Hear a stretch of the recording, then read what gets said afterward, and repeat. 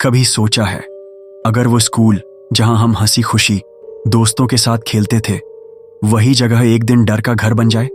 अगर उन्हीं दीवारों में जहां हमारी मासूमियत की आवाजें गूंजती थीं आज सिर्फ सन्नाटा और चीखें हों। ये कहानी है सेंट मैरीज गर्ल्स स्कूल की। शहर से थोड़ा बाहर पुराना गॉथिक स्टाइल इमारत वाला ये स्कूल कभी बहुत मशहूर हुआ करता था, लेकिन अचानक 20 साल पहले इसे बंद कर दिया गया। किसी को पता नहीं क्यों। लोग कहते थे कि एक हादसा हुआ था। रात की आखिरी घंटी के बाद पूरी की पूरी एक क्लास गायब हो गई। तीसरी मंजिल के पुराने कमरे से किसी ने बच्चों की चीखें सुनी, पर जब दरवाजा खोला गया वहां सिर्फ खाली कुर्सियां और ब्लैक बोर्ड पर खून से लिखे शब्द थे, हम लौटेंगे। आज वो स्कूल वीरान है। टूटी खिड़कियों में हवा चीखती है, दीवारों पर सीलन और खाई चिपकी है। कोई भी वहां नहीं जाता। लेकिन आदित्य, जो हॉरर डॉक्यूमेंट्री बनाता था, उसने ठान लिया कि वो इस स्कूल की सच्चाई उजागर करेगा। उसने अपने कैमरे और रिकॉर्डिंग उपकरण लेकर रात के समय स्कूल में कदम रखा। जैसे ही गेट खोला, लोहे की चरमराहट सन्नाटे को चीर गई। उसकी रीढ़ में ठंडी लहर दौड़ गई। उसने गहरी सांस ली और बोला, शुरू करते हैं। अंदर का मैदान सुनसान था। कभी यहां बच्चियों की हंसी गूंजती होगी, पर अब बस जंग लगी झूले हवा में अपने आप हिल रहे थे। उनकी छीं छीं की आवाज अंधेरे में भूत जैसी लग रही थी। आदित्य ने कैमरा चालू किया और गलियारों में कदम रखा। दीवारों पर लगे पुराने बोर्ड पर अब भी बच्चों की तस्वीरें थीं। साल का सर्वश्रेष्ठ छात्रा, ड्रामा प्रतियोगिता विजेता। तस्वीरों पर धूल जमी थी, पर एक अजीब बात थी।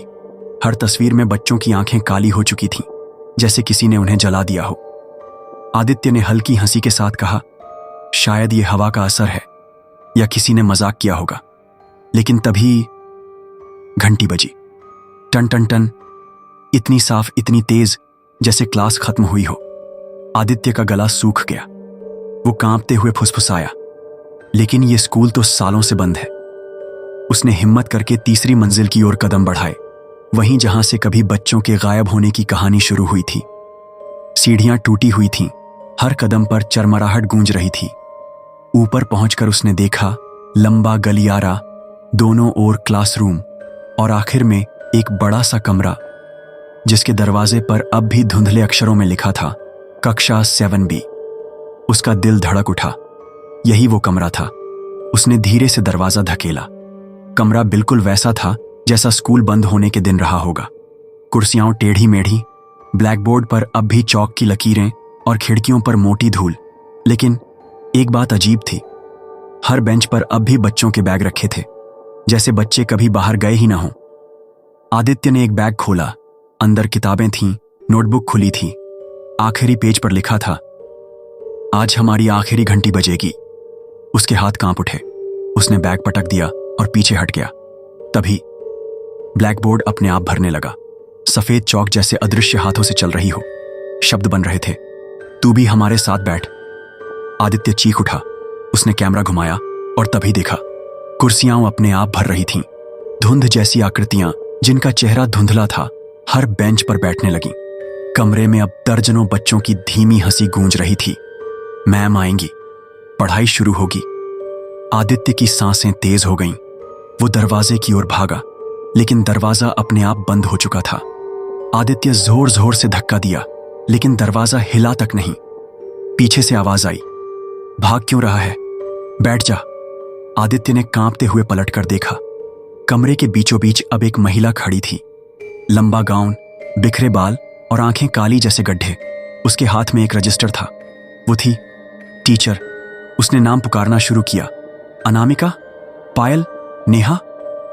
हर बार एक धुंधली आकृति जवाब देती, हाँ मैम।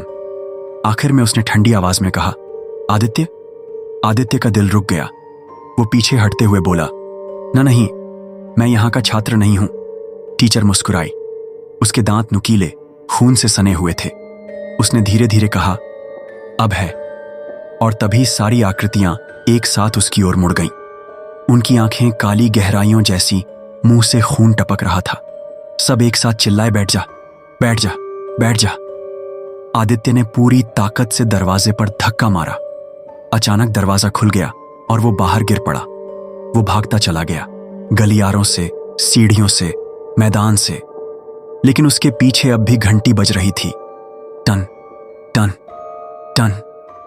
जब तक वो स्कूल के गेट से बाहर नहीं निकला, घंटी बजती रही। उसने कैमरा बंद किया, हांफते हुए सड़क पर गिर पड़ा। लेकिन जैसे ही उसने रिकॉर्डिंग देखी, उसकी आंखें फटी की फटी रह गईं। कैमरे में वो क्लासरूम खाली नहीं था। वहां दर्जनों बच्चे बैठे थे और ब्लैक बोर्ड पर बड़े अक्षरों में लिखा था, हमारे साथ अगली घंटी में लौटना। आदित्य ने कैमरा गिरा दिया, क्योंकि अब उसके कानों में वो घंटी फिर से बज रही थी। ये कहानी यहीं खत्म होती है, लेकिन डर यहीं से शुरू होता है। क्योंकि कहते हैं, जो भी सेंट मैरीज स्कूल की तीसरी मंजिल के कमरे में गया, उसकी जिंदगी में हर रात घंटी बजती है।